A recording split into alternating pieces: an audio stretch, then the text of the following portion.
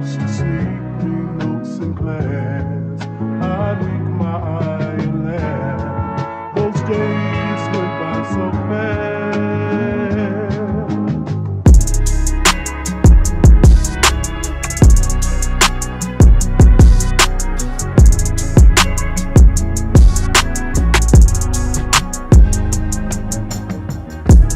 Yes, my people, we're here again, another episode, Upfront Discussions. And today, we've got two for the price of one. Right. Today.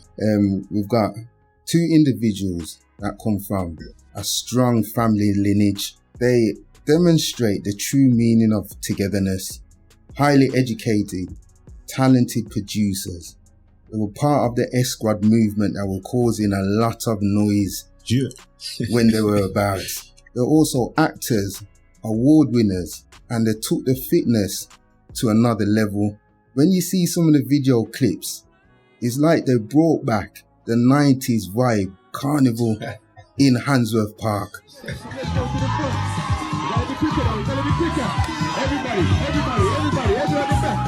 Everybody at the back. Make your line. Just go in your line. Just follow the next person. There you go. There you go. You gotta be quick though. There you go.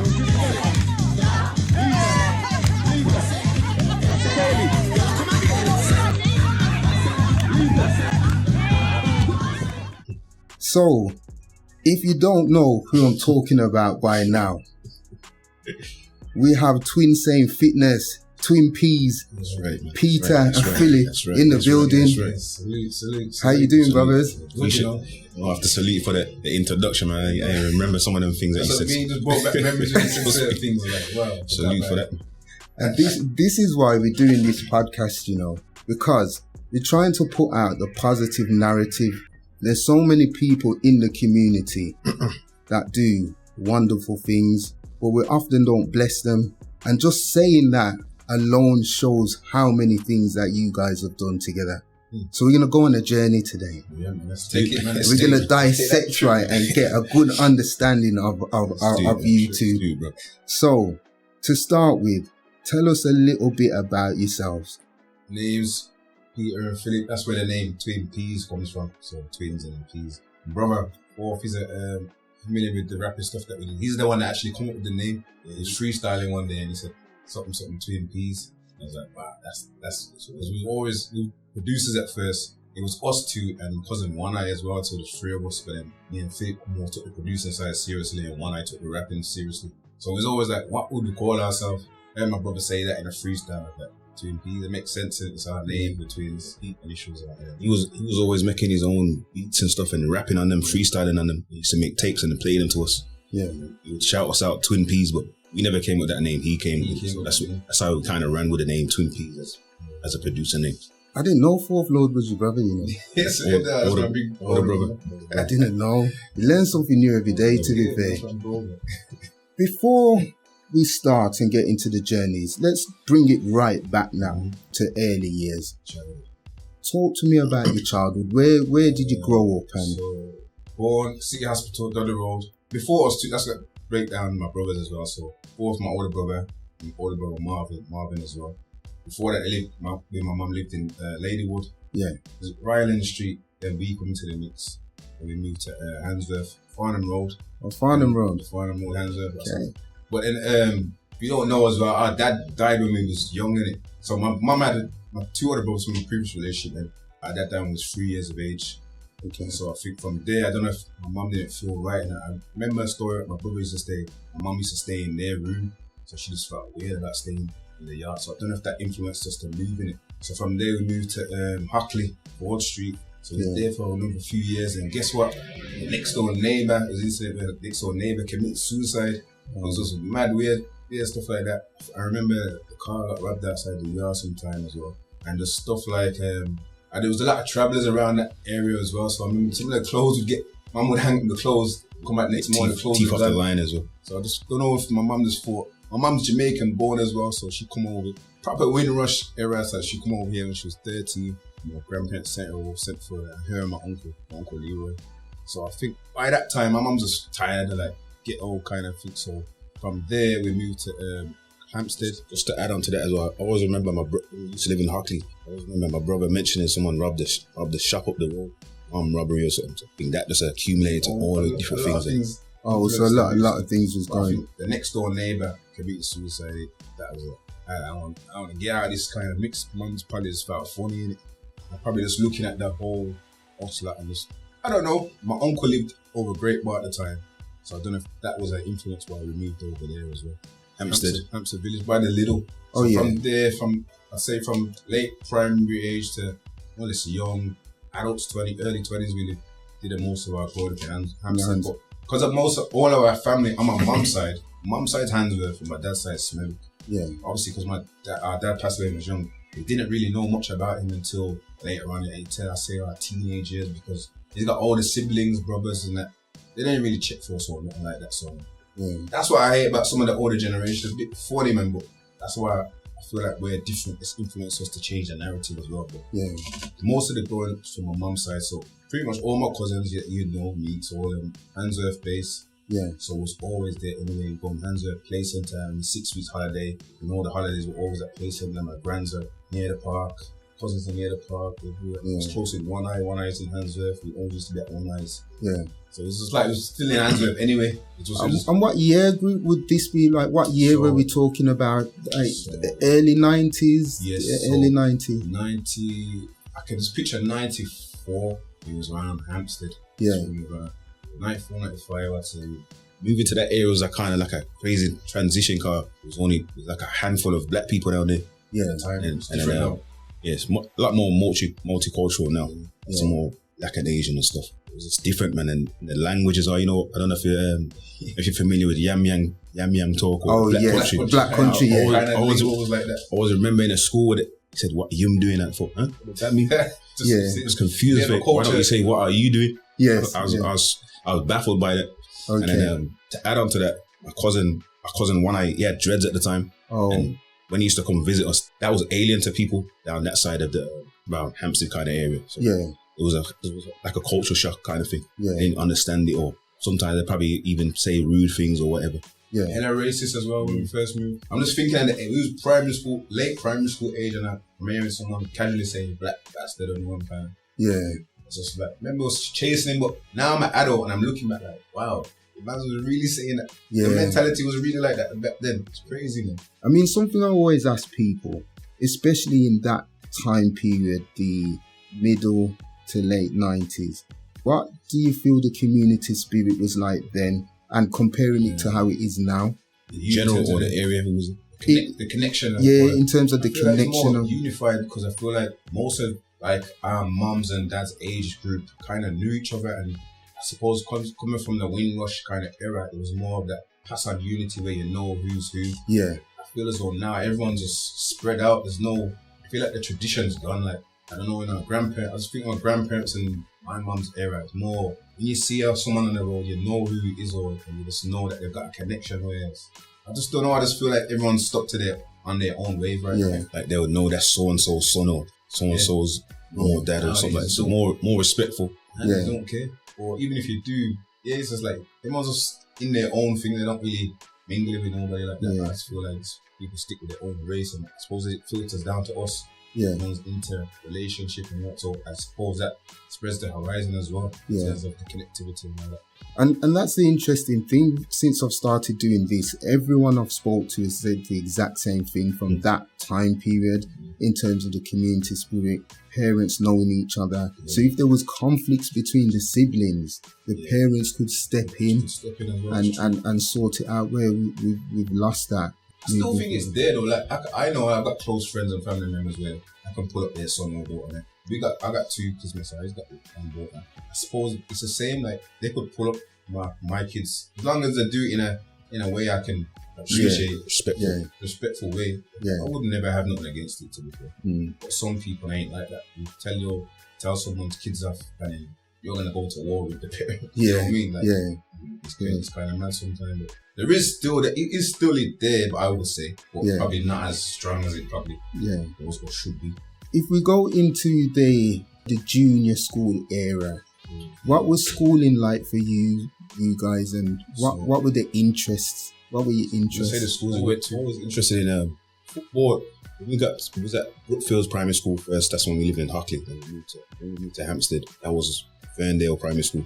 I guess it was just ramping around. I don't think there was much real spark of an interest at the time. Yeah. It's more just ramping around, running around with friends and stuff like that. I think when we moved to Hampstead and we started playing football, for the football team, school football team, we got scouted by a guy. His name's Andy Hoare Yates. His name is. Passed away over 10 years ago. He spotted us, a team called Holy Name. He was about 12, 13 around that time. From there to the age of 16, 17, we played for that team.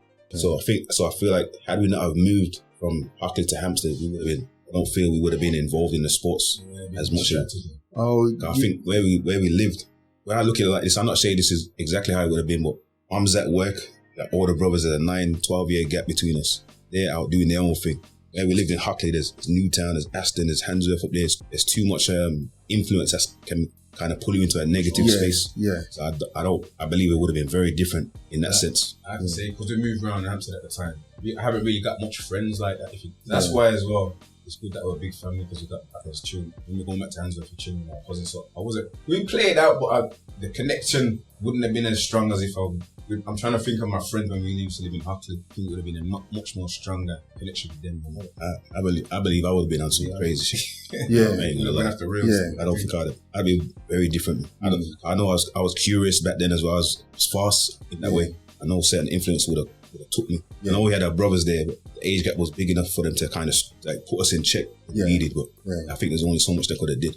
And I suppose as well, because you're part of a big family, and from my understanding of the family, this is just from an outside view, you're very, very close knitted. You know, do you think that helped as well?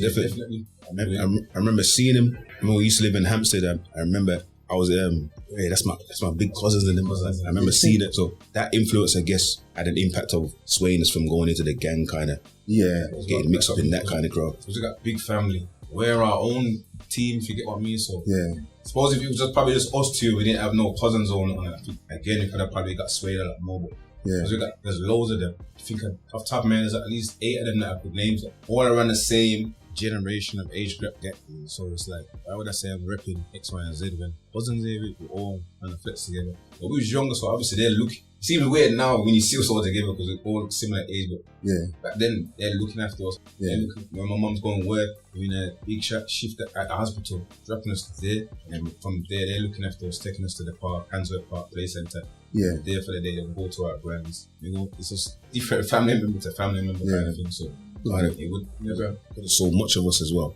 Like I said, the age group ain't too much of a gap. It's kind of mixtures enough where you still can interact on a certain level. That kind of keeps you away from straying outside of the Although in gangs people get to their mix up and mischief, like them that was doing their thing as well, but they're not directly saying they're just from the area. But they're not directly claiming. I feel like most of us are neutral because especially for them, like, they've grown up around so-called opposition areas. And the men's are cool, men's are grown up about it. So again, I think that's swayed, man's. I don't know if the thing where man just know themselves and just more swayed. Like even me now, I find it hard to have so much animosity and anger towards someone that looks like me, my reflection. I just find it mad. Like you have to really violate for me to want to do the most harm to you. We've always been neutral. And to be fair, you're not the first person to say that as well, because I was listening to an interview with it was Big Us on That's TV, and he said like similar things in terms of he knows himself. He said that he knows himself. So although he grew up in an area where it could be easy for him to slip into that, but because he knows, we got up to mischief and done certain things that would have definitely got us in trouble, and one was in prison and whatever else. But it's just when you're growing up and you try and error, you're figuring life out. It's just go through what you go through, and then it's just becoming the transition from youngster to teen to a man and all that kind of stuff. Where you have to kind of go through, get certain things like system. I don't know. I feel like we knew ourselves enough to not get too lost to the point where it's just like we're just brainwashed with it. I think my thing, once I got to a certain age, my thought process was legacy. So when I'm older and I have kids, I don't want them to look up to me as bad man on the road who used to do X, Y, and Z. I want them to be proud of me and say, yo, my dad does something constructive and positive and something that people can be proud of and say, yo, that shit done. Is this that, like talking positive stuff? Yeah. Whereas even people that you may know that was the so-called bad man on the road, whether it be 10 years ago or whatever, you see them now. What I think to myself is, now that I'm a big man myself, I think, what have you really done though? Yeah. Nobody's going to be scared of you no more because we have age now. It's not to be fearful about. Yeah. Nothing that you actually contributed good. So you ain't really done nothing great, really. So not say all of them, but that was more my mindset. I wanna be, when I leave this earth or even if I moved away, I want positive things to be said about me. Yeah. Rather than I was associated or mixed up with this. Yeah.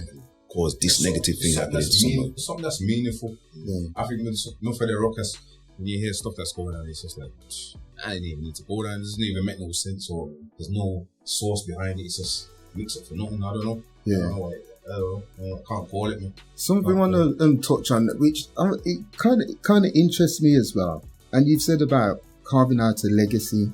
What's it like growing up as twins? To us, it's normal because we've always been that way. Growing up as a twin, it's like a reflection of yourself. Sometimes even I could be humming a tune. He'll humming a tune in my head and he'll say it out loud. Oh yes, swap it, finish over sentences or things like that.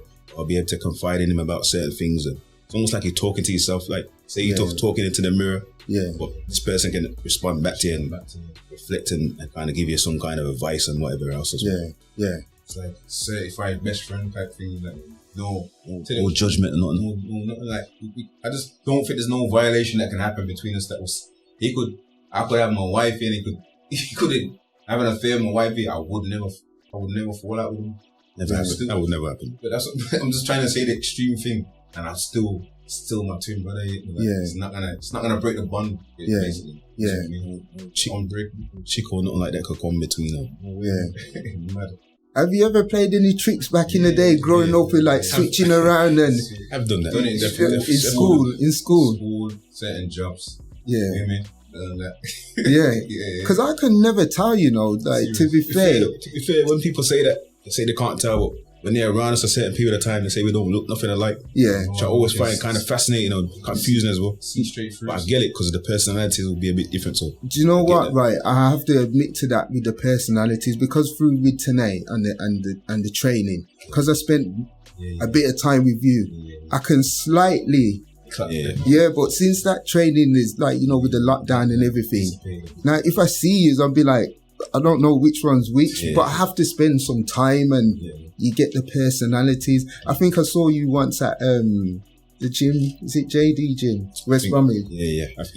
And I thought it was you, and I thought, I'm not even recording it. I'll just talk. I'll just talk until you say something and then figure it out. Even if we'll see people, sometimes, obviously, going through our own individual paths, I know people personally that just know me. There's been times when I've been, in town, people are calling out his name. Yeah. Sometimes, because it's long, you don't understand how long it is. Sometimes I just pretend to pretend. To cut their whole headache of, wrong twin, Sometimes you do that, and then they'll probably try, remember when we did this? Then you have to explain, it's not even me. It's wrong ones. Because we can relate to certain, let's even say like our dad passing away, because you can relate, but you got someone else that can that's felt like the same thing. Yeah. You're not on your own in that sense. So when you feel down about it, or you feel a bit lost, or you feel like you want to reason, feel like you had that some person to reason with. Yeah. Feels more confident that you got someone else, someone that's more just like you that can share that as well. That amongst other things too. I want to talk about now S Squad. Yeah, the name S Squad. Shout out to my cousin Zeeks. He had a promotional. Well, from what I remember, he had a promotional company where he did dances and stuff like that. Yeah. So that was called S Squad Promotions. Yeah. That was his thing. I don't know if he did it with someone else. I'm not sure of the name. When that fizzled out, it was us two. One eye, like you said, we went to a college course called Access to Music, where we learned reason and other things, music theory. Music production. Music theory and stuff. And then we started to just make beats and tunes ourselves between us three. Yeah. But I think while I was doing that, I think C4, he was already rapping. I think Euro was already rapping. I think Meeks was mingling around with Vortex and them kind of.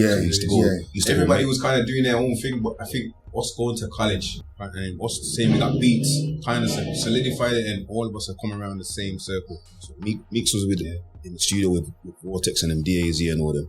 think that was, yeah. And fourth, obviously, he was doing his thing as well. He's always been a hip hop head from early though, so that's kind of how we got into hip hop. Taught us how to make beats and stuff. All the hip hop knowledge we know, artists and that. So even though it would have been so we kind of got our old head when it comes to the music. So I'm more East Coast, well, both of us more East Coast 90s kind of era. Yeah. Nas and Mobb Deep. So that was kind of that's always been my kind of genre and artist of choice to go and listen to. Yeah. Even now. Fourth would be coming from the era where the deep hip hop, Jay, from the like MTV raps and so forth. We used to watch them. That's from him. From them. Back in older brothers as well. When we used to live in Hockley, my oldest brother had a brethren up the road. He used to have, I think they had the Sky. What's it called? I know what you're talking about. The Sky. I think the Sky, but what they called it it's not legal basically. Yeah. But he used to record it. And he used to borrow us the tapes as well, and we used to watch it. Seeing the Yo MTV reps. This was like about 7, 8 around that time. Yeah. I remember seeing the Nas and from back then. Onyx. That makes sense, right? How S-Squad come out, because to me, I always associated. It gave me that kind of like Wu-Tang feel of how you like just bang. You was just out there everywhere. It was the crew of you together. Everyone was doing different things, but you were always together when you're coming out and performing. Your music. That's the family element. We're all cousins as well, innit? So yeah. As brothers, obviously, we're brothers. Of course, our brother Meeks and Damman brothers. Yeah. Like I said, it was similar age, generation, age bracket. So I just feel that it was all on the same page in terms of music and style that we was doing. Yeah. And the S of the name S-Squad comes from our family surname as well. And the thing about it with the family as well, if I speak to my mum now, she knows like all older generation people know that family. So that's why I say at the start, it's a strong family lineage because it's there ingrained in the community. Sometimes you don't realize it. It's true. Yeah. Met a lot of them late as well. Yeah. They really grow up. And what was that like growing up and not knowing that side of the family in the early? To be fair, when we got to know them, we had a family member got murdered. It would have been our sister's son. He got murdered. He got shot in the jungle smelling. Okay. He got murdered, and his older brother on that side got in touch with us, and that's when we started to meet the rest of them. Yeah. So looking around and seeing different sisters and nieces and nephews, like some of us are similar age groups as well. So okay. It's crazy how we didn't even meet up in a way of trying to chirp. So yeah. So I'm grateful that didn't happen. We ain't all ugly, bro. So it's matter how I'm glad it never happened, but it's easy to happen. Easily happen. Like, when you check into someone, it's your family member. Like, that's why again I'm really strong on randomness, breathing up the place as well, because all them things run in my head. Like imagine you just got everyone scattered all over. They don't even know each other. They don't know each other. I'm big on now when I have my kids that we see all their family members to the point where they look at their family members or cousins like it's their brother and sister. And like that's how I want them to establish a relationship so it's comfortable. Yeah. But what's that growing up? That's what when Philip was just saying about us not knowing our dad's side properly. I don't want it to experience it. I know that I feel horrible not to not know them. Yeah. It's mad now that we've cemented a relationship to where you would never told us saying you would never think that. Wouldn't have thought it's the case. Proper tight knit unit now because it's just proper tight, bro. So back then, not growing almost in a way, man's felt half complete, bro. I'll be honest with you. Yeah. I didn't really know everyone on my mum's side. Yeah. It's my dad's side now. Like my dad's got older. He got older brother. He passed on now. Yeah. And when I checked back, grandparents' church and that, he used to always go to that church, but for some reason he never used to. It's weird, bro. This family, I remember that, man. Only when he's gone now, passed on now. But at his funeral, I stuck in my head when the pastor said he's been a member of the church for 25 years. Thinking older. I'm older than that, so he knew loads of funerals, check force kind of thing. Yeah, dropping a little 1, 10, 20 pound or his dad's distant. Like make man know certain things. Made me feel that way when I realized that. Yeah. Auntie as well. Same. I remember one time I was in town. This is when Toys. I used to go back when Toys R Us. You know where Toys R Us used to be? Yes. And then the Palisade that's nearby the Rupert Rap. I can't remember. Yeah. But I remember walking with our mum and our auntie, my dad's sister. You know when someone acts like they sees you but act like they don't see you? Yeah. That's what she did, styled it on us. We're young. I still clapped it away at me. And then when she seen us like, oh no. And it was like, and my mum pulled us up and said, see that? My mum was never bad mind or nothing like that. She just said, so when you get older, never bashed them. Yeah. When you get older, you see face like that. That's always stuck in my head. I don't get how they flex like that, bro. Yeah.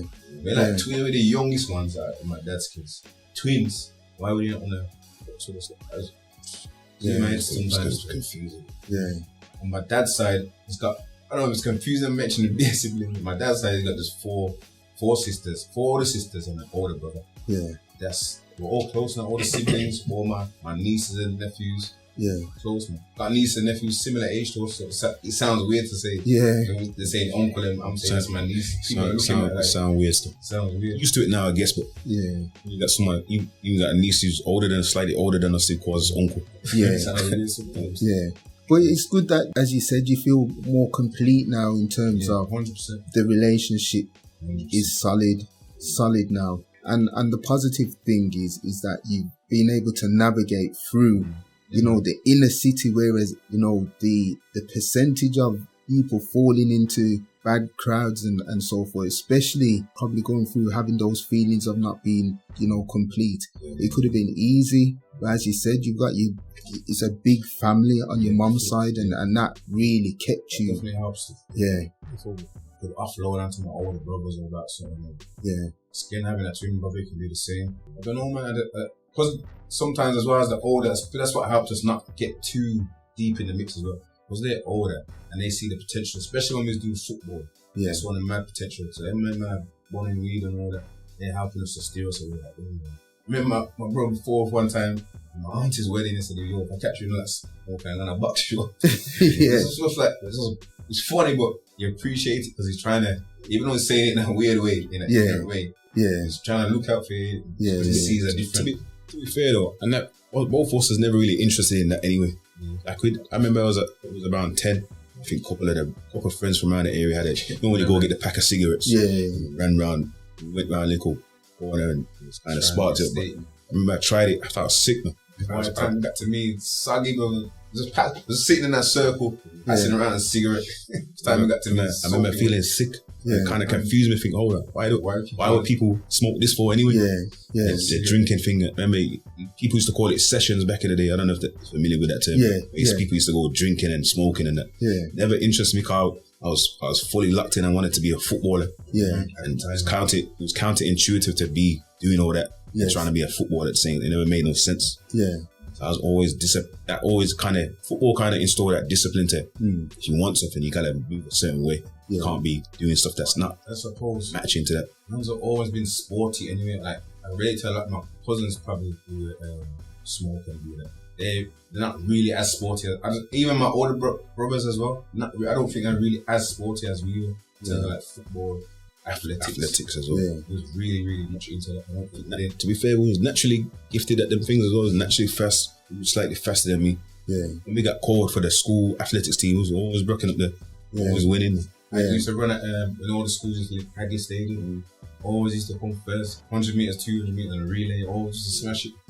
That was with no athletics training as well. No training, just natural. Trainers to run on the other people that their spikes and we're wearing everyday trainers. But you know what? That's what I wish we had a bit of a mentor though. That's what we talk about. More guidance and that. More guidance. I tell you, we would have been deep into that field. Also at this age now, looking at a youngster and you can see their talent and their potential. Kind of coax them, say, yo, you thought about this, try this. Here's this training regime for them and can get better. So I wish we would have had that back then because just off the raw talent that we had got us so far. That's why I say with the youths nowadays, they have way more opportunities than it was back then. And it's like things are switched around. The talent was back then, but the guidance wasn't always there with the mentoring. Now, they've got the guidance and people out there to direct them. There still is talent there, but I know what you're saying. The drive though to I think it's the way of life though, because you got everything so fast. The attention span is different. So you got too much distractions, whether it be the phone or the tablet. Thousands of channels on the TV, on YouTube, friends, this, WhatsApp, that. I think it's more of that confusion rather than when we would just go out to play. Rather than just go chatting with Bridges or playing Fortnite or them kind of games. Want to knock the Bridges' door. Yeah. Asking if he can play out.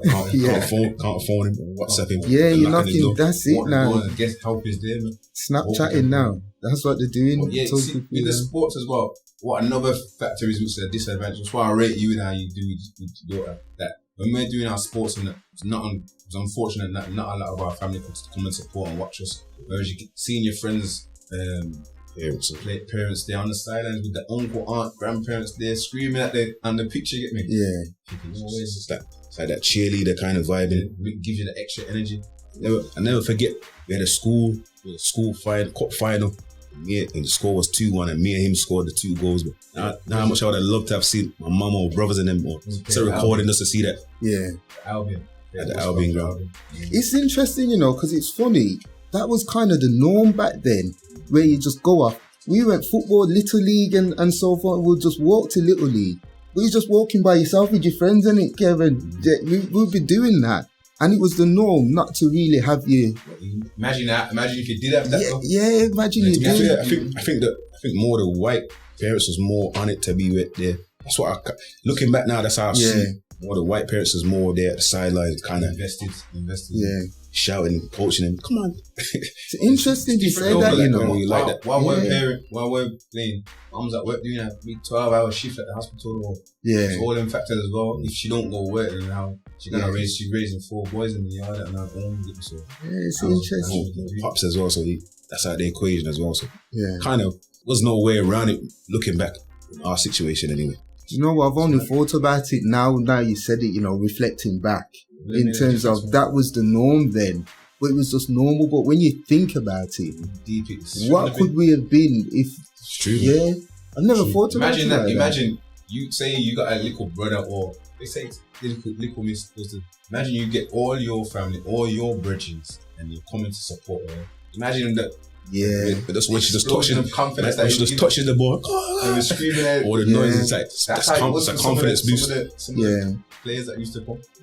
Imagine if all I say we got big old cousins. Imagine all my cousins when playing football is on the sideline saying, "Go on, twin." Gas man up, man. You also realize that's those things there, confidence and self-esteem boosters as well, especially for younger kids. That's why with my own daughter, I'm conscious of certain things that I kind of show or want to say around her. So when she's interested in something, I want to show that I'm there, I'm interested and implement stuff. So even school run, I try and make sure I do the school runs regularly. I love doing it, to be fair. Yeah. I love doing it. I love making them. I love knowing that I know who the teacher is. I know what the school looks like. I know can mingle and get to know who some of their kids' parents are. And whatnot. I like that fact rather than just hearing how you get on at school. I love actually going and seeing, dropping them off to school, coming back to them. I love that. It makes me feel good. Yeah. And just going back to my own childhood, man's never really get that. I suppose that's what makes me want to do it even more. I know the feeling. Definitely. You don't want them to feel. You don't even want them to feel a little bit of that, so you just avoid it. Just make it that's so much more better. It's only when I realised man's have experienced a few bit of adversity from a young age. And I even had another nephew that passed away when he was 2. 1 or 2. He was 7 at the time. He was 7, 8 at the time. Passed away, heart condition. R.I.P. Jordan. And so that's realised from a young age. You don't really. So only when you get to adolescence, you go back and sit down and reflect it. Like, this happened and that happened. How did that affect me? But because you're going through life, I guess the COVID kind of taught us this. Because you're going through life at 100 all the time, you don't get a chance to sit down and have a pit stop. It's always the next thing. But I guess COVID kind of made us sit down and reflect. What do you like? What don't you like? Who do you want to be with? You even think you're right for this person or whatever. You get time to sit down and think. But I guess we all need to do that for our own lives and reflect. On what makes you tick or what makes you, like, for me, when it comes to us two, I'm always labeled as the more reserved one or the quiet one. I don't mean to be like that. Can't fully explain it. That's happened. Sometimes I think myself, is that have I been triggered by something that I'm like that, car? I'm not trying to be like that. So it's good to reflect on certain things, and I have processed and thought about stuff, kind of dealt with them in my own way, and kind of come to a conclusion. Maybe I'm like that because of this, or let's just try. From when I figured that out, that's on me to just kind of correct it as best as I can, I guess. I remember being in primary school ages, and when you get, I don't know if you've lost some of that morning feeling. When you get that horrible feeling in your stomach, that churning feeling, that nutty feeling in your belly. And I remember that feeling from a young age, but I don't know what that feeling is. It's only when I've gone through something like that, I know that that's like a depression or anxiety or something. And, I think those things, especially in the our communities, those things what we shy away from. Don't really talk speak about about it. Yeah. No one really speaks about them things like that. Let's go on to now. Squad is making some noise, right? And we're moving now. 2009. You guys must have. I don't know how the movie, One Day Movie. How did you get involved in that? Dylan Duffus was a key figure in that. He was the main character, Flash. Yeah. Shout out to him as well. And there was a Penny Walcott, the director. I think they arranged some kind of audition. That's it. Auditions and then I think it was an old taxi rank at the I think it was opposite the college and so that's what it was. That was arranged, but it was more like audition as a rap group, as a musical group. Also, did Squad get approached as a group? It was kind of spoken about, and was this film like a musical? So obviously we definitely was doing the music, so it was naturally that it was going to be put as one of the people to audition. Yes. I think it was Meeks that got the forward or the intern about. From what I remember as well, I think Penny, she kind of scouted fourth first. And I remember Ford didn't even want to. I think it was that kind of. He didn't even want to go. So didn't he? He didn't want to go. Okay. Kind of was like, yeah, man, let's go, man. And then I think from there, I don't know if Meeks and Dan Man got a part next. But me and my brother and a couple of others was kind of written into the script. So we didn't actually have to audition for that. But the parts that we played, we kind of got written into the script of it. But it's like that role was made for you. It's just the way how. Yeah, looking back now, that doesn't make sense to. Yeah, that whole experience of being on set, the behind the scenes stuff. What was it like? Sick. Sick. You know what as well, which is unfortunate because obviously the film got banned from the cinemas, but you don't understand how much in the area little feuding relationships got squashed, beefs and stuff. Even avoided. Yeah, because people was actually working. Yeah, that was actually a job for all of us. So it was like a paid role as well. You're getting paid to do these things. And that's what I'm saying. That's why it's mad that the police said it was a negative. You know how much people could put that on their CV if they're applying for a role, or it made people have something that to say. And it gave you like a different outlook, like really. See these big cameras that you ain't never seen before. Yeah. Going to like the where the trailer was, going to the little industrial estate. You got the catering there. You got the trailer where you get changed. All kinds of different people. You got the stuntman there talking to him, chopping it up, talking about different films as being. Yeah. Like really, this is sick. Insight, man. Because I didn't appreciate that until I saw the behind the scenes footage and the pictures, and then it blew my mind. I was like, this is what really went on behind the scenes. Unity, man. It was good. It was professionally done, I think. Loads of people that could have been doing a whole load of negative stuff, acting professional. That summer was a lot quieter than it could have been. And that's, again, I always talk with this platform is pushing out the narrative, because no one talks about that side, because it's more the positive side of what that film. For me, I believe the film, and Squad was before its time. There's a few other, rap groups in the area that I feel was before their time. Slash, and that was about that time. Slash, it would have been massive right now, especially with the social media. Definitely before their time. If they were out now, the things that they were doing then, they were organised. It was like looking from afar, not really know. I know one or two of them, not knowing that you can see them and organising. Them man kind of went viral in their own way, especially with that game thing. Yeah. They had the group, the guy with Dappy. What's the end ups? Yeah. That link. So they had a nice lane for themselves, man. And I always saw Squad as being the same, because again, and I said this to Dan Man, Meeks, right? Because I remember outside Vincent Green prison, and he flagged me down and was giving me the CDs and so forth. He was really, really busy. Meeks was on it the most. When it comes to that kind of side, behind the scenes, Meeks was organised. Man's telling you, get on MySpace at the time. People were wondering what MySpace was, but that was the main platform. Yeah. On Facebook, I remember he was telling me about Instagram, kiss my teeth, but yeah, we're on it now. Yeah, It doesn't make sense to go on, but at the time, I'm like, Like that, I always remember when Twitter first come out and spoke to Noriega, I think, I ain't no Noriega. You know, it was him though. Yeah. You don't realise how accessible people are on social The media. people were accessible. It's way different now compared to Yeah, shout out to Meeks for that. He definitely put us onto the social aspect and the consistency. networking and that. Yeah. I'm with the one day movie because at the time, and even I quietly said that in terms of, I don't think I was ready for a film and musical, you know, coming from, you know, the area where it was. But then when you look now and you think, is it what Shiro's story and Ratman and all them doing all that similar similar things, and then you reflect back on one day, it's like, but it was before its time. Imagine that came out now, different impact. Even with that, we didn't realize we were going to turn into a film like that. I'm saying, At first, when I heard it, we thought it was going to be a Channel 4 advert. Oh, And then we thought it was going to be a short film, like half an hour. yeah, Then we heard it was going to the cinema, like cinema. I didn't know that. yeah, Seeing how it's playing out, seeing people seeing the script. yeah, Like, really, this is bigger than what I thought it was going to be. Still got the script at my yard as well. yeah, It's mad, man. It's just mad. You know, when you're in it, you just don't think, just trying something. Ain't gonna Yeah. say no. I'm not thinking it's gonna be as noticeable and big as it was. I just do it. Yeah. It's like something to do. It fell into our timetable, whatever lifestyle at the time. It's just see where we're going with it. It's never a thing where we're gonna refer to it back. It's almost 10 years. Yeah. Over 10 years. Or older film is now. Even Yeah. the pictures on the cover, like I ain't expected to be that big like that. But it goes back to what you're saying, like the legacy, because it's always something that will always be there. And then Peter turned stuntman.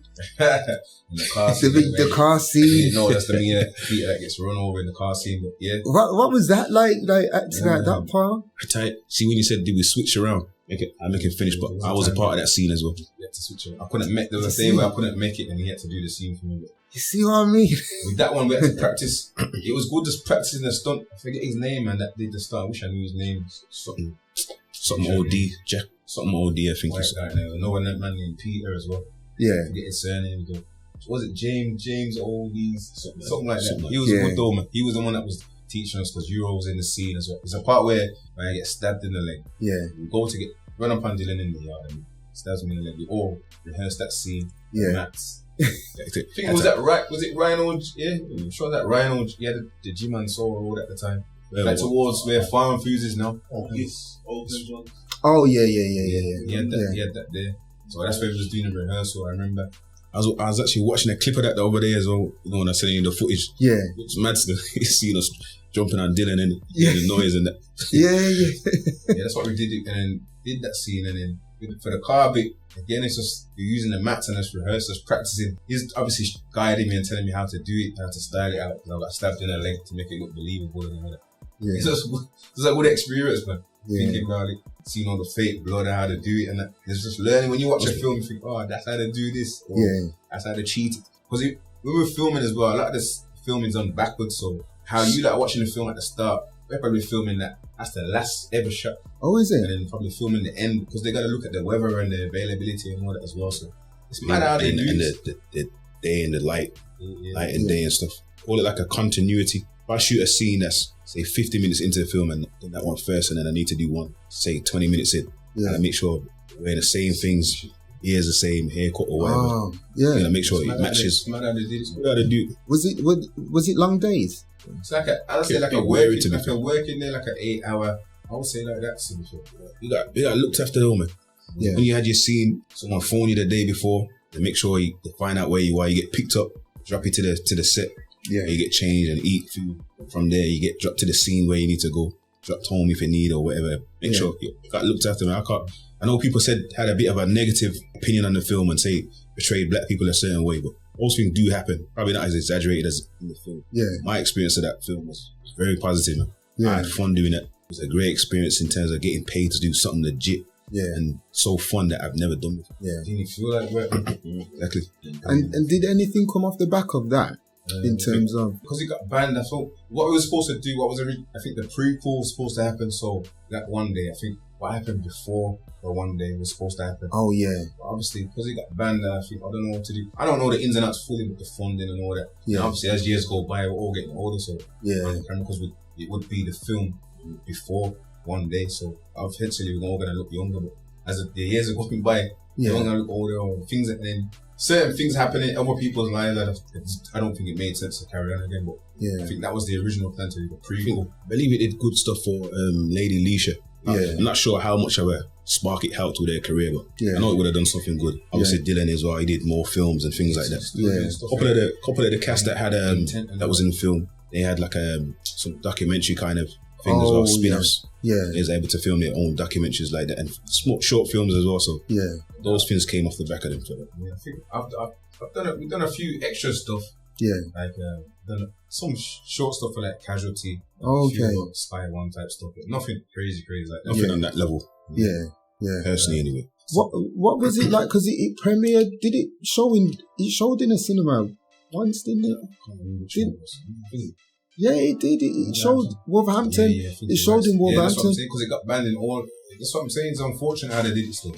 I think they played it there. Can't remember exactly. We didn't go to that one. We went to the premiere when it was in London, so we went to Channel 4. Leicester Square, one of those places. What was that experience like? Mad, it was nice, man. Little red carpet thing, and just going through. I think pictures were taken. All the cast got together to watch the film, took pictures and stuff. Couple of other celebrities, I can't remember who exactly. It was just mad, like, wow.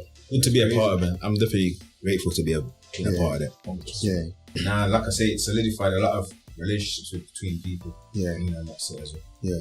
Before we move on to Twinsane Fitness, I want to talk about education because you've got degrees and it's something that I'm passionate about because the subject area that you've got your degrees in. I remember when I was leaving school or throughout school and going to college, I always wanted to do sound engineering, but I was always told there's no work, there's no jobs in that. And to this day, I think I was talking to you about it. To this day, I still regret it. Not the fact that, then there probably isn't jobs in there, but it's something that I wanted, something that I just wanted to have, irrespective of whether, there's any work in it. I just wanted that. Talk to me about your experience in terms of... You're right about there not being no jobs. It's kind of, there's a bit of a bittersweet relationship between the degrees though. Yeah. The sweet part is that I think when in our household, we're the first one with a degree, so kind of set the bar for... To be fair, kids, obviously, over than 2 or 3 aunties, there's us 2 and Dan, man. Yeah. The graduates in like one side of the family anyway. Yeah. In that sense, it was a couple females as well. But in that sense, it's something to be proud of because it's not expected. Yes. You don't see no one, you don't get no blueprint from no one else to follow that route either. It's kind of your own decision. Yeah. In uni itself, I think I was a bit disappointed with the teaching. To be fair with you, I thought when you think university, you think elite kind of high standard level, but kind of felt like a cottage level. And then when we got to later years, people who had graduated the year before was coming to teach us certain modules because there was a lack of tutors and teachers around. Yeah. Someone who graduated the year before was teaching us something, but you're not qualified enough to teach us something just because you got a high grade on your assignment or a first in your degree. That's not good enough if that makes sense. So that was a bit frustrating in that sense. And speaking to some of the tutors and asking them, okay, where can I go with this? There's no real guidance and saying, well, you know what it is as well. Where can I go with this kind of thing? When you initially start the degree, this is what I'm going to say to a lot of people. They're going to give you the smoke and the lights and they give you the prospectus and say, you're going to do this. Initially, what I wanted to do was sound for TV and film, stuff like that. Sound designing. The idea came from being on the back of one day as well. So seeing all the sound, that's more what made me say, yo, I want to go uni do this. Yeah. But man, do the beats, but thinking, if I can get this as well and do it as a career. Yeah. I would imagine that it's not as easy. It's very clicky. It's very small. Kind of gotta know someone to kind of get in. Yeah. You can't just scroll to local job sites where you can scroll down and you got the list of different type of jobs. Accounting. That's not on there. That one's not on there. So you kind of gotta find your own way. The benefit though, in terms of just like evolving as people, are being able to articulate ourselves differently. How to be able to write, be able to Harvard reference. Yeah. In the reference and the piece of work. The stuff like that. Presentations and things like that as well. Yeah. You have to give a presentation about a piece of work you've done. Yeah. Stuff like that we've never really done before. Yeah. On our educational level to articulate ourselves. So that's the positive. And ultimately we've got a degree. So I can say to my 2 kids and younger family members, I can show them that I did it. I know if when they get to them levels and they want to into higher education. Yeah. I can show them that I know how it feels. I can relate. You know what it is when you get some people who say, go to this, go do that, go do this, but they haven't done it themselves. Yeah. So you can't really relate to them. Yeah. So you can't. You don't feel like they've got that cosign to be able to tell you that. But because we've done it, I feel more confidence in your tone when you're saying it to them. Yeah. You can say, you can justify it. I did this, so even if they was to decide to go uni, or they feel like quitting or feeling some type of adversity, you can say, I know exactly what that's like. I've done it. I felt the same, but I still did it anyway. Still finished it. Yeah. I was a parent at the time, so managing that as well was a challenge as well. Yeah. We did it, man. And that's the side that people don't see, because your parents now, so you're both fathers, but you're still doing your degree. And doing a degree, you know, it's not easy. It's not like just a walk in the park, you know. Days where you feel like, sometimes you balance it with the finances and it's luck. You're gonna be broke in that space. Like, you're gonna be on a deficit for a little bit. Yeah. Just knowing that in your mind, but you still do anyway. Yeah. I guess it teaches perseverance, and when you're facing adversity, you still gotta push through. Yeah. Want something at the end of it. So even though we didn't get initially what we wanted, which was some form of work, I guess it taught and installed some different things with us that we didn't really expect to get from it. Yeah. And just showing that, because I say from school, we went down for high school, it's called Q3 now. When we left school, we didn't leave school. No, I think they left with one GCSE. One GCSE, and that was P, GCSE, P. I got C, that everything else. Rubbish. Everything else in the alphabet. So, but fast forwarding, like, we went to, odds were all against us, and we did it. We had to do, to get into uni, we had to do a few adult courses, top up courses to qualify for the UCAS and all that. Yeah. In that sense, it's a big achievement, called doing rubbish in school and then being a graduate later on down the line. Yeah. But even looking back in school, I wasn't stupid. I was bored. Just didn't apply. Hated sitting down being lectured to, then go from one lesson, sit down being lectured to. I used to couldn't wait for it. It's lunchtime because you could run around, and PE was always my favorite lesson. Yeah. It's active, it's physical. I liked, I think it was food technology, the technical kind of ones where the hands-on stuff. Yeah. I just hated sitting down, man, and being lectured to. I was good at maths as well. I was in set 2 and 1. I was trash at all that. So I just kept missing it. I'm probably more the academic one. I was so nothingness or this snake catching my engagement, man. Yeah. I just couldn't stick with it, so I got dropped down to set 3. Yeah. You go to set 3, the GCSE paper that they give you can only get a D in it. So I was bound to fail anyway. Yeah. So I know how I'd stayed in the other one and applied myself a certain way, I would have got the grade I needed. So it would have been better. Yeah. But again, that came from the guidance thing. Carl, you're coming home and no one ain't really drilling you to say, yo, you done your work, or that work. Your brothers they're old enough doing their own thing. They don't give a shit. Not going to be asked like that. So watching TV or playing computer or something, you're not really thinking, I got to do my schoolwork or read a book. And the guidance would have helped. Kind of more gave me that confidence. And I think when you're doing things in school like that, you're saying topics like algebra, if it was broken down in a certain way, algebra is like coding when you think about it. Yeah. But it's like video games. So if it was broken down in the sense that you need to know coding, you need to know, be good at maths in order to code to get this game to work. I think it was applied to me in that way. Yeah. I'd have listed that. I remember Konami was a big name. The football game and Metal Gear Solid. I used to love them games. Yeah. So someone said, yo, this is how they make it. Yeah. I didn't know that.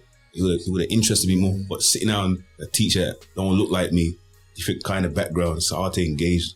It's kind of, I just want to ramp around, get with the girl, mess around with the girls or something, or talk about wrestling or something. Yeah.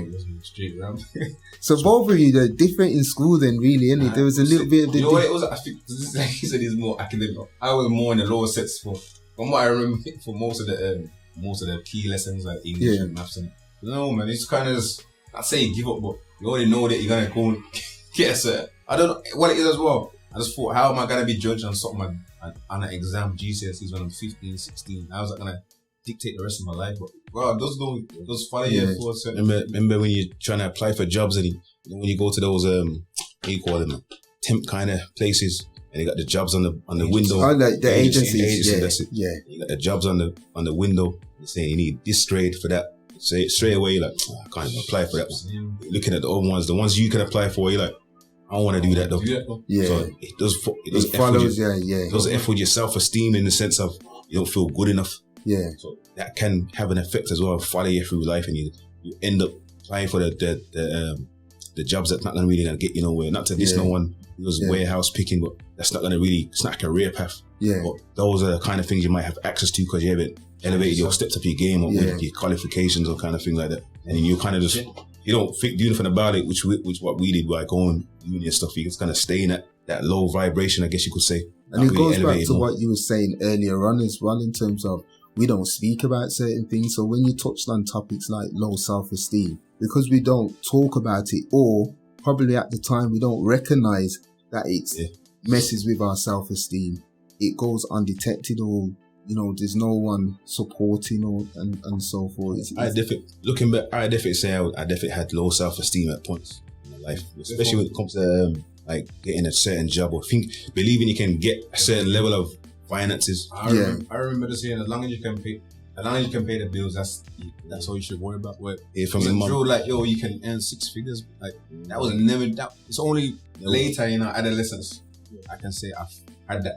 Like, I know I can get that. I know I can. Really level. I know I'm good enough for that. Yeah. Certain goals. You get some little job. Yeah. It's a little job, innit? It's alright, innit? You see them little kind of. Yeah. You don't want to hear. Even though it's kind of comforting to hear that. Yeah. You don't need. It's not good to hear that because you're just gonna keep it there. You have to be like, no, you're better than this, man. You can do this. Yeah. What about, have you tried that? This can give you this kind of lifestyle. Yeah. You start opening up your mind, I think. That's what I more would have been like to have been asked when a mentor or some, what type of lifestyle do you want? But when I'm reading, I thought I want big. Obviously, we want big yard, nice, this and that, nice lifestyle.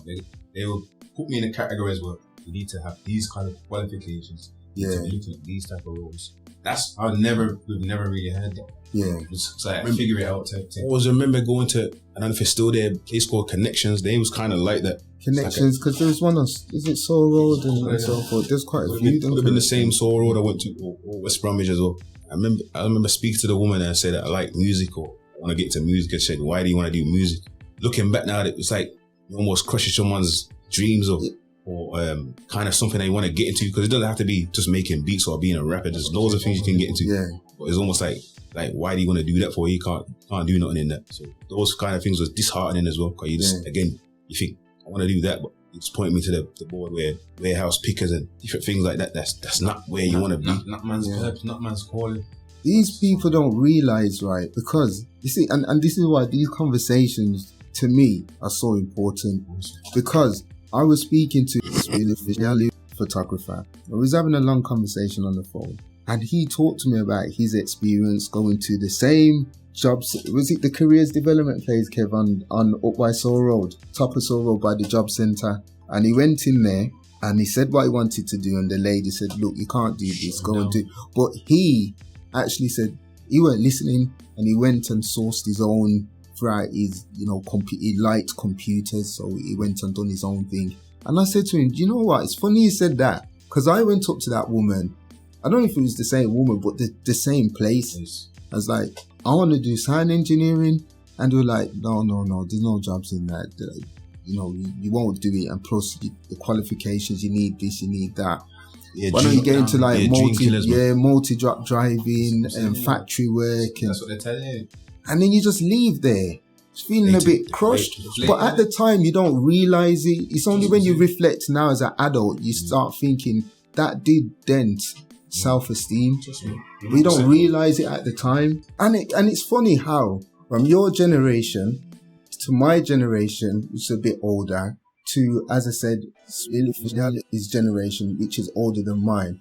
It's a similar pattern. And it's mad. This is why I say these conversations that we're having, right, is enlightening me, because I'm realizing now and I'm reflecting back and thinking, I'm seeing the pattern of the culture was togetherness.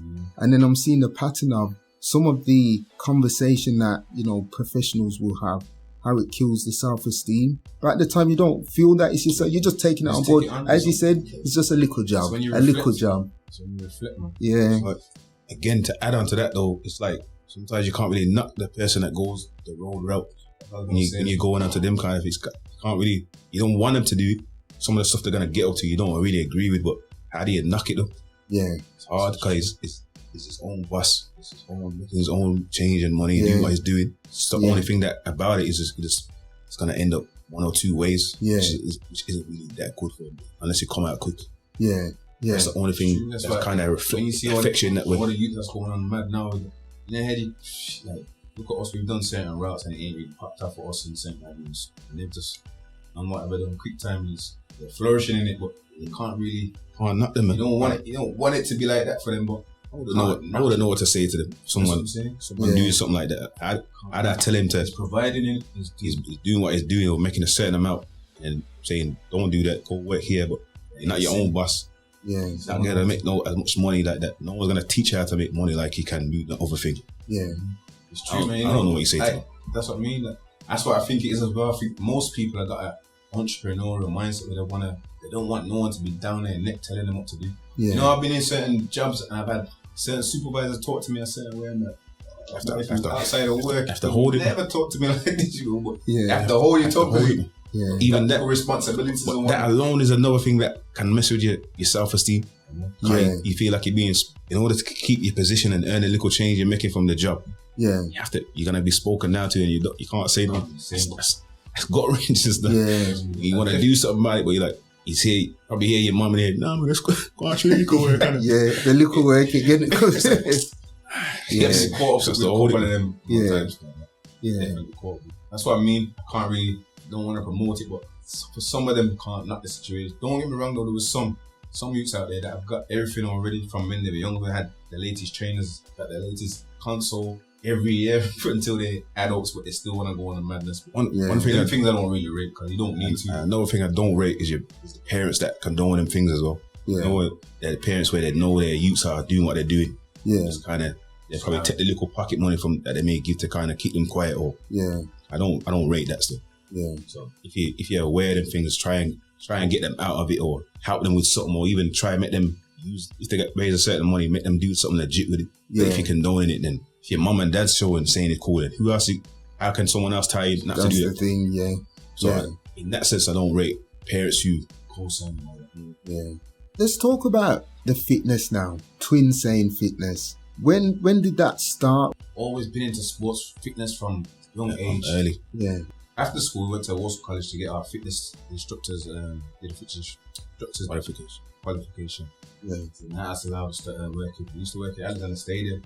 Oh, okay. Fitness instructor in there for early after school, at early 2004, 2005, kind of ages, kind of years. Did that for a bit, and that's when I don't know, we got bored, and then that's when the birth of S Squad started. After that, that's when we took on the music stuff. But then, so we've all been into sports, all athletics, all that. And fast forward, 2011, one of my older sisters, she used to always mention a guy that she used to train with, to go to his classes. She'd say the name Ezra. You should hear the name, but yeah, man. Back then though, where the gym guys don't, not really on the cardio. Not really on the cardio like that. No, that's the next thing for brothers as well, man. The egos back there, cardio on the gym side, they need to balance too. Never really into it. I don't know what made me go one at a time. So was that Broadway? You said that Broadway? He went first. I went ready at first. Yeah. With my sister, and it just amazed me that I saw a big hall, that Broadway, big sports hall full of black people. Because when I'm doing classes before, I'm seeing it's more, the majority of the crowd is white people. The instructors are white, but they're doing it in their own way, with the music's their own way, some like techno type of sound. But I'm like, even though it's a good class, I can't get into it. So when I went to Ezra's, I'm like, alright, these are playing big people music. Yeah. I'm seeing my brethren's dad there. Yeah. So that my friends will be in his area. He'd know the parents of my friends. So that's I'm looking at thinking, that's Soldier's old mum. She goes Ezra. You just see the connection. I'm like, wow, this is mad. And then when I did the class, my fitness was horrible at the time. Maybe just think, because I know how fit we was from doing football, playing from a young age, play for school team, interleague. We used to do interleague, whole school as well. One night, Handsworth Panthers, we used to play. All in the those are little thing, district teams and that. So to know that fitness was put up then, and then I'm going to there and I'm blown out. This is a wake up call. I started to go there, and then we built up a proper relationship with Ez. Always go gym with him, like a proper relationship. And fast forward, my journey from there as well was when I first started. I remember just kind of being like embarrassed. You know, when you're frustrated with yourself, like, man, I'm better than this, man. Like, I mean, it was running through the halls and I was just tired. I'm looking at people. I'm looking at yo. Are you ahead of me like that? Yeah, because Ezra's different. He's gunny. So that was a wake up. Definitely 100% big wake up call for me in terms of fitness. Man was strong, but we're fit in terms of cardio health and it was also inspirational because me and we've always, aside from our interest is music and sports. So aside from the music, it was always like we used to go to Alexander Stadium one time. We used to look at the people like, imagine if this was. Imagine you could have a say twin. I can't remember what we called it then. It wasn't Twinsane then. Imagine if this was we could have a place of our own. Yeah, crazy. Back then, this was a thought. You're thinking you wouldn't know how to break that down and say this setup on it. So fast forward, when we see Ezra doing his thing. Like, wow, this is possible. Yeah, it definitely co-signed the belief that we are. Yeah. Seeing someone from our own community, he knows my aunties and that, and referencing names. I used to go to school with my auntie or certain one-eyed mum from the Ras background and all that. Yeah, I know cohesion connection there. So I'm like, wow, look at that. He knows. Everyone knows everybody. And then fast forward from that a little bit. Me and Ezra used to work at the same car rental company, so we used to deliver cars and stuff. Me and Ez jump in a car to say we're gonna pick up a car in Albury. Yeah, kind of drop him to that car, drop him to that car so he gets in that one. Then my one might need to go to a business, so I drop off my one, jump into his. Doing that a lot, we used to always reason about stuff. Yeah, speak about deep stuff. So I remember on the podcast you did with him, a lot of the stuff that he says on there, he told me a lot of that stuff as well. Yeah, Down Christians and his fitness journey. Yeah. Fast forward a little bit, he said he got approached by Laura Road about expanding his classes. Yeah. So he couldn't do it on his own, so he wanted to add some more people. And I said to him, you know what? Yeah, Peter can do that, man. So this is when we just graduated. I was kind of lost. I didn't know what to do job-wise and nothing like that. Yeah, Peter can do that, man. So he thought about another woman that was Sandra. My head on it, man. I think it could have been the next day, probably within a week. Like, come back to us and say, yo, I'm the two on board kind of thing. And that's how we started our classes under Ace Fitness. We had a Tuesday. We called it Twinsane Tuesday. That was that down Lower Road. Yeah, the Lower Road one. Yeah, that was the name of the class that we came up with. And then we did one more as well on a Monday, Twin Incredible Monday. That was at the Broadway, the Boyts one. I think it was there probably a year or two. Yeah, because we I guess we had more expansive ideas on how to do I think our own way. We just decided to do it on our own. Yeah, it wasn't like a bad split or kind of bad vibe kind of thing. It was conflict of interest, but not crazy. Yeah. And then that's when we formed Twinsane Fitness.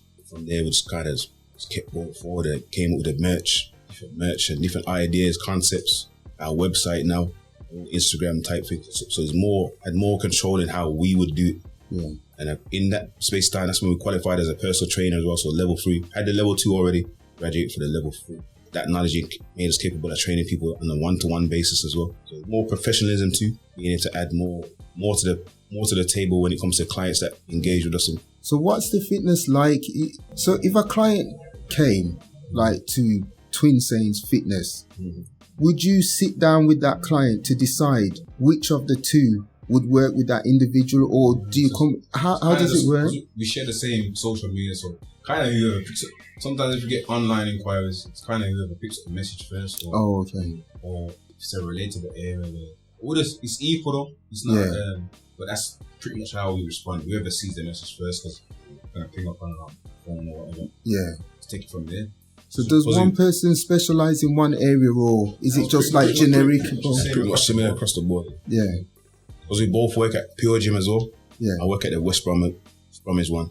Someone is inquiring about one-to-one, say where we're based at, obviously Pure Gym. Yeah. Depending on what area they're closest to, it makes sense where we go Arcadian or West Brom. Yeah. So that's how we kind of tailor it in terms of, we say we pick up the message first, but it makes sense for him to talk to them because they go to his gym. May as well just leave it to him and vice versa. Yeah. Okay. So it's like we go through I would say with us as well, we're not just people that say we're personal trainers and just pick up anybody. It's a proper process or onboarding process. Yeah. What does that look? In terms of finding out your goals, structure out a package for you, the waiver forms, just check if you've got any underlying issues. Consultation. Yeah, that's the get to know the person and know their goals and ideas, fitness history, exercise history, health issues, any injuries. Finding out all those things first. So it's not just person A won't necessarily get the same, even though they require about the same thing. Person A might not necessarily get the same as person B. Oh, two different people, 2 different results. So it's tailor-made to that individual. Communicating with each client. build it from there, see what their strengths and weaknesses are, their likes, dislikes, and that kind of stuff. Yeah. So do you have clients that come to you and say, I want to look like this? Are you open and honest with them in terms of... You have to be, man.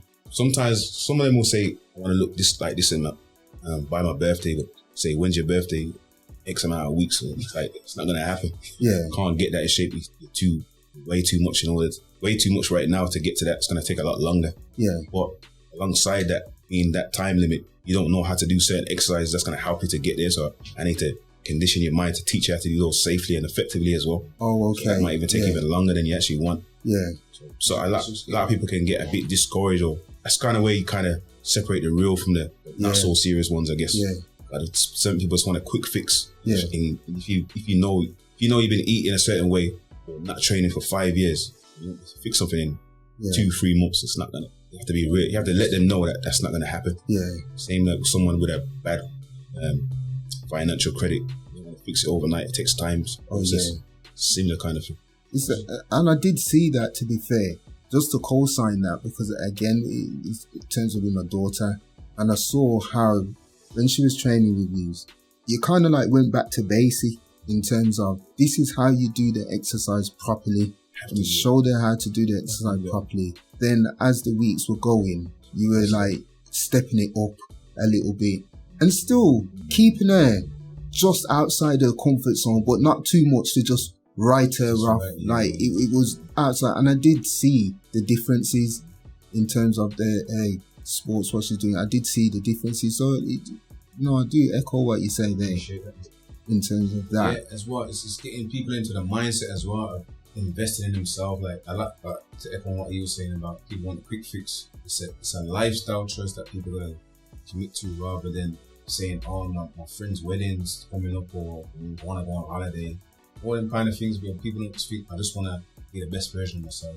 That's when I hear those conversations from people, I know that's when this is a long term. This is a client where we're not going to mess me about, because that all comes with it as well. You get fishy, flaky clients where I've had clients where book 2 months worth of a session and then cancel, and then because their mind ain't right, and then gonna have to refund them back. It's going back to they realize what kind of work you gotta put in. Realize not built for. Yeah. There's a thing, seeing this thing on YouTube or Instagram, you know the little hype transformation, quick ones. Yeah. You might see the favorite celebrity do this and that. They think that's how it is. It's not necessarily like that. Can drink this little quick drink and your belly gonna go. Things don't work like that, man. So it's all about being. I don't know if you understand calories and stuff, but if you want to lose weight, you gotta have to be in that what's called a calorie deficit. So even if you want to gain weight, it's what's called a calorie surplus. But those products that they have, some of them say for example a drink, it might have a lot of fiber in, so it makes you full for longer. If you're full for longer, you're gonna eat less calories in it. So it's not the drink that's just making you lose weight, it's the fact that you're not eating so much calories that's gonna make you lose weight anyway. It's kind of like it's called like a placebo effect in a way. But if you just stuck, you didn't have to use a drink, just eat less calories and eat smart food group choices. And is that all part of a consultation as well? When you go for your consultation, is that area you talk about? Go for their eating habits, exercise history, medical, anything they might need. Like say for example, a woman on their pill that can affect their weight, contraception pill that can affect their weight gain. I've had a few clients like that before. Okay. Certain people just love the fizzy drinks and stuff. Kind of wean it. You can't just do cold turkey and say cut that out straight away. You kind of gotta ease them off, warms them off. Too much alcohol, same kind of thing. 2020 now, that year came and it was very unprecedented for everyone. Gyms locked down, training stopped, and your line of work is the fitness, the gyms. How did that affect you? So it put everyone at a standstill at first. It was kind of confusing what he was even able to do. When he started seeing people doing the online stuff like the online classes, we already had a group of people that we already trained with. We set up like WhatsApp groups and we kind of got that community vibe, so we keep in touch that way. So we kind of put it out there that we were going to do Zoom classes to figure it out ourselves, and we did like a trial one first. I guess it was innovative in that way because you're doing something you ain't done before and it worked. People liked it, enjoyed it. We've been doing it from then till now. Up until now as well. So it's going well now. First lockdown got lifted. So we started doing the boot camps, which is outside in Handsworth Park. How did that one come about though? Did you plan it, or was that all because the lockdown was lifted and you said, okay, let's... We always had the idea for that outdoor boot camps from a long time ago. I guess that forced us to do it more. Because of the weather and because of our clientele, we just thought it'd be off-putting for a lot of people. Oh, yeah. But I suppose with the lockdown, it influenced a lot of people like, to do it anyway. People just wanted to come out the house. Such a long break as well. Yeah. So from there, just gradually, it just grew. I think I had access for one class, I got 70 odd people. Yeah, I saw the video. Crazy. When he sent me the video, I was thinking, why is this? Trust me, Is this some carnival or something? We didn't anticipate it being that big, to be fair. Yeah. First we started, because of the restrictions and the numbers, we kind of kept it at 30. We probably had so much interest. Seeing that the lockdown was kind of being lifted a little bit more, we just kind of came with our strategize our own minds and figured out a way how we could cater to more. Because there's two of us, it made it a bit easier. Just grew to the numbers like 60, 70 plus. Yeah. So once the lockdown's lifted now, is there any plans to bring that back, or what? How would that look? 100%. We've been talking about a few ideas already. We want to enhance it, make it more numbers than 70. I got a goal in my head. I got 100 people goal in my head. I've always had that in my head. Yeah. So I visioned it, so I'm gonna make it come to light now. We want to go into it's still in process now, but want to look about our own building and look about it that way as well. See how that can work. Yeah. Just looking at other outlets where we can, progress and reach out more people. Keep it our own thing as well. Not having to, not someone else being the middleman. Like Pure Gym is a middleman. It's like a base where you can train someone. We want our own thing. Yeah. It's just kind of figuring out how to go about it and do that now. Yeah. That's the next level. It's just to enhance us as a brand, grow as people, learn more things, establish ourselves more online, YouTube, stuff like that. Throughout all of them trials and tribulations of work and different things like that, both we have conversations all the time. Come to that realization, like, you're never gonna get nothing unless you do it yourself. Yeah. Unless you create your own thing. Yeah. Nobody's gonna pay. No job's gonna pay you what you feel like you're worth. Yeah. Maybe if you work your way up along the scale, but even then, you don't know how long it's gonna take. Could take decades or whatever. Yeah. I feel like I'm at that point now. I was gonna go put everything into this thing. I'm at that point right now. And with the award, let's quickly talk about that award before we start wrapping. Because there's so much things that you guys have done, and I know Jay's looking at me and saying, "Woo, the time." Well, yeah, the award. And the winners are the Twinz Pizza Tires.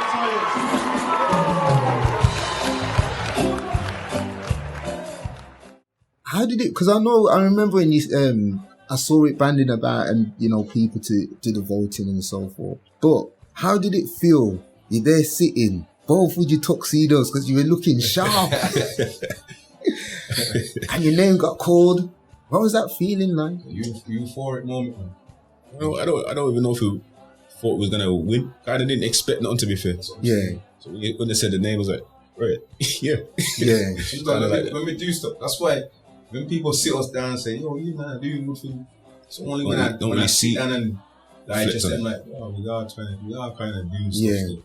Because we just do. When we're doing what we're doing, we like you saying with the award, not seeing it as a big thing. Just when you see the classes that we're doing, the boot camps outside, not seeing it. Just do something you want to do. Something you want to do. Because we're just doing it, not seeing how the outsiders are looking at it. Like, oh, that's big, or I don't know. Yeah, that's with a lot of things we do. We don't really. Don't do nothing to say, yeah, man. Clout or nothing, for no praise or nothing. You just want to just do it. When we stop and someone says, "Oh, I rate you what you are doing," it's nice to hear. But then when you hear it, like, didn't realize this man's really had that type of impact on what we're doing. Yeah, so just literally just doing what we're doing. Yeah. So but still in the award, still figuring it out on the way as well. The U4 one got to meet a lot of established people. I think that's what it done. It gave us a lot of networks. It gave us a lot of access to people who are already out there in position. Yeah. So we got that communication, that network. And let's say your network is your network or whatever. Yeah. So we've got those communications there so we can reach out to certain people. Because the award co-signs us and it separates us from people that are doing what we're doing in similar areas as well. So it's kind of solidified us in a certain way. Yeah. So I think that's what it's done for us as well. And it's boosted the names, it boosted our credentials, that's what we say as well. Yeah. And like we were saying about your family members being somewhere, Mum was at that one. She got to see that as well, so that was nice. That was a proud moment to make her see that. Yeah. I don't know, you know with your mum, they just want you to be secure. So obviously doing what we do is more entrepreneurial, self-employed. So her mind's explaining, let's get her steady, something, this and that. But not like say she hasn't seen the journey, but that was her kind of more evidence for her to see and to do so. To solidify that she saw what we've been starting from when we started to now. Yeah. We've been elevating and it's been recognised. Yeah. Rather than just looks like we're just trying it to you know what I mean. Yeah. So yeah, I'm just proud of that. Because again, I can only talk about with the experience with, training my daughter and that. It's always, you ask the questions of, what do you want? What do you want to work on? Before we wrap this up, I'm going to ask you now a final question for each of you. We've talked about a journey here, it's been an extensive journey from the beginning to the end. It's not even covered much as well. And more to cover as well. There's a lot more to cover. Think about it. But when you look back from the early age, as you said, you lost your dad when you was young. You knew your father's side of the family later. Growing up in the inner city, some of the anxieties that you've talked about and the achievements and, the acting reward. I'll ask you this one first. When you reflect back, how do you feel now sitting here at this present moment? How does it make you feel? I look at myself from the outside, I have to say, you need to be proud of yourself. You got something to be proud of. Yeah. You so many things that you faced kind of didn't work in your favor. You were, in many ways, you're not supposed to be here doing, even on here talking about this. Yeah. Something to be proud of, man. I have to always pat myself on the back, and I need to do that more as well. Yeah. But it's not easy. It hasn't been an easy journey. It's still difficult, still challenging, because you got financial challenges as well.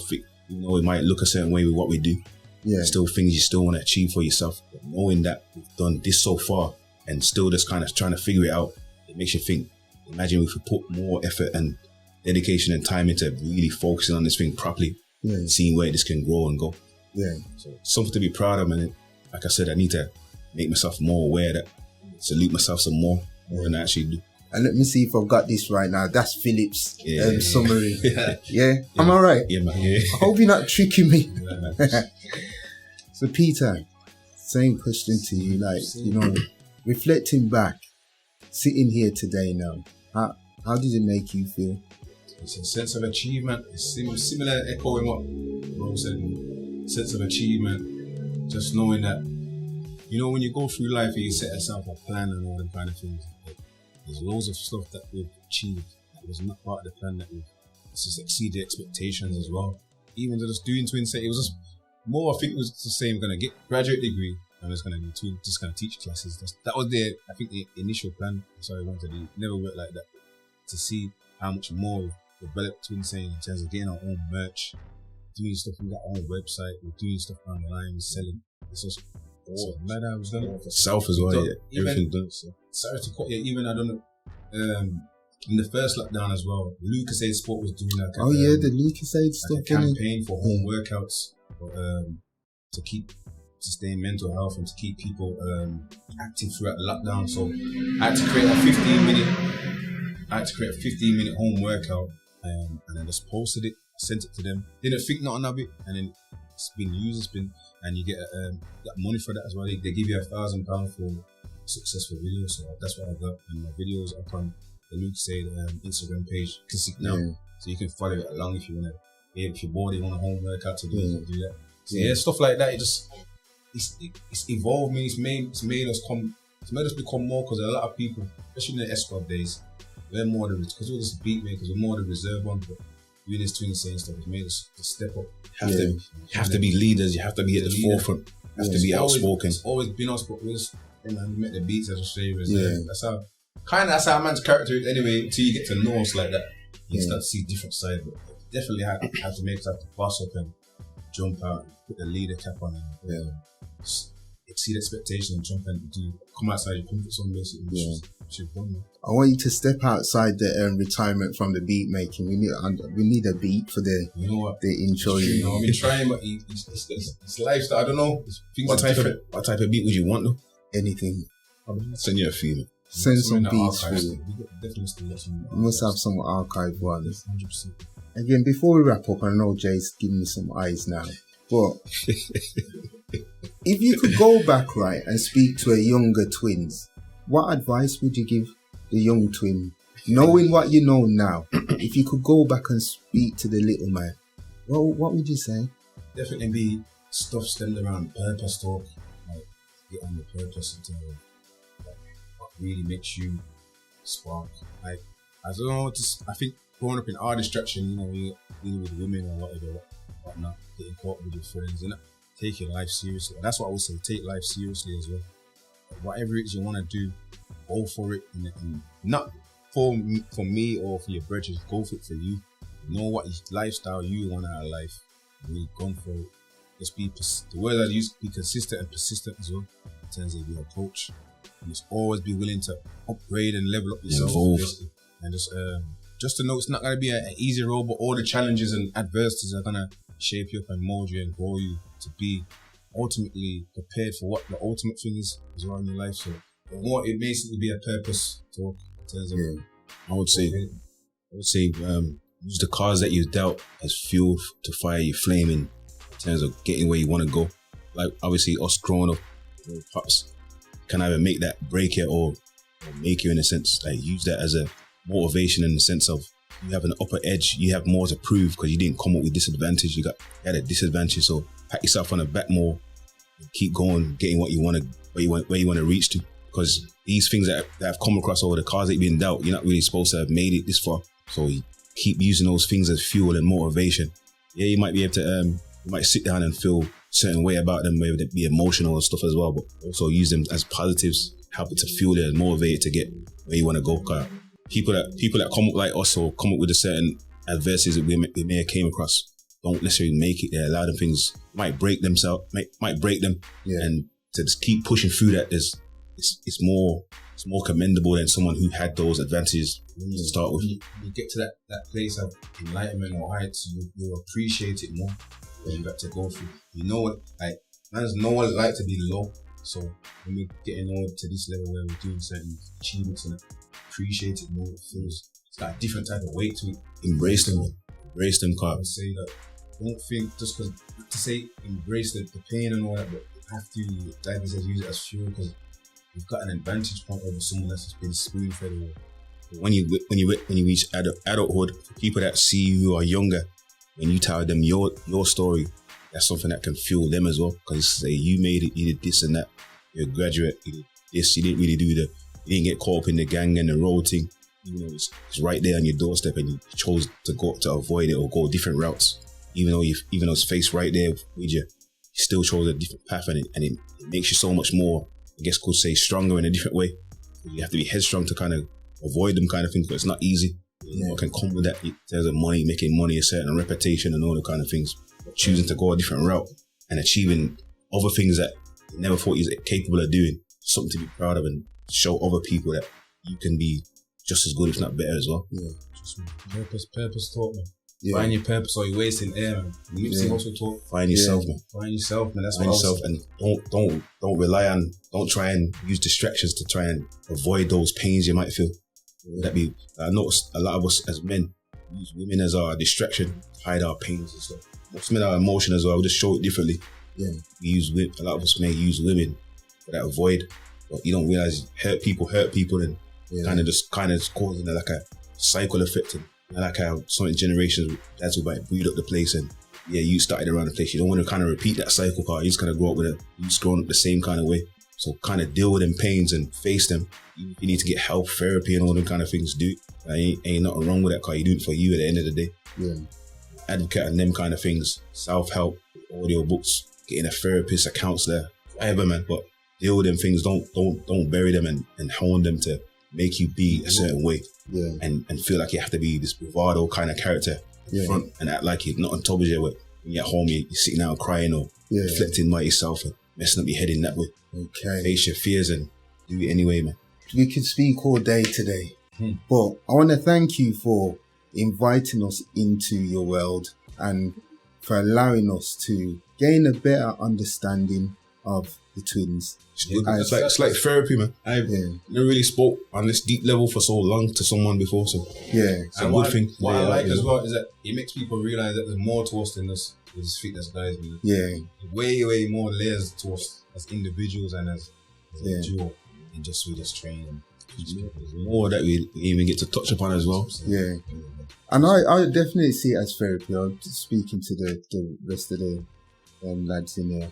And the whole thing of why we started this up was a number of reasons, is to speak to individuals from the community to get a better understanding of them, and also to push out a positive narrative. But during this journey, I found it therapeutic for myself, talking and, it's just sharing experiences. And we all realize that we're all on the same journey, but we just have different experiences of that journey, but we've gone down the same pathway.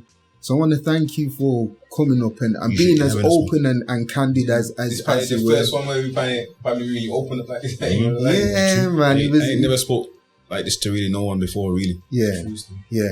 That's respect for that. And if anyone wanted to get in contact with you before we close up, how could they, contact you and, the merch? Thank you for the merch as well. Yeah, I've been wearing my t-shirt proudly. But No.